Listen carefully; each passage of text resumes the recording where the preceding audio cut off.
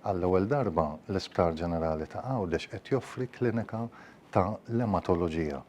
Dan huwa servizz speċjalizzat fejn pazjenti li għandhom mart li għandu x'jaqsam mad-demm ħajirċievu it-trattament u l-follow-up ġewwa Għawdex stess. F'pass ieħor importanti fil-qasam tal-kura tas-saħħa f'Għawdex infetħet uffiċjalment il-Klinika tal-Ematoloġija fl-Isptar Ġenerali ta' Għawdex mill-Ministru għas-Saħħa u l-Anzjanità Attiva Joe Etienne Bela. Dan jimmarka żvilupp sinifikanti fil-mod kif pazjenti Għawdxin se jkunu qed jirċievu kura speċjalizzata eqreb lejn djarhom. Il-klinika li bdiet topera fid-9 ta' Jannar li għadda toffri servizz dirett minn Għawdex. Qabel dan l-iżvilupp, il-pazjenti relatati residenti fil-Gżira kien ikollhom jaqsmu lejn Malta biex jattendu l-kliniċi tal-ematoloġija fiċ-ċentru tal-onkoloġija Ser Anthony Mamo.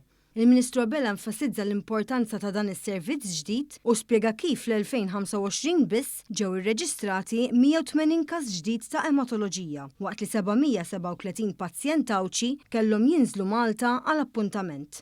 Huwa żied jgħid li dawn iċ-ċifri juru b'mod ċar kemm hu essenzjali li servizzi bħal dawn ikunu disponibbli f'Għawdex stess biex jitnaqqas il-pis mhux biss fuq il-pazjenti iżda wkoll fuq rabathom.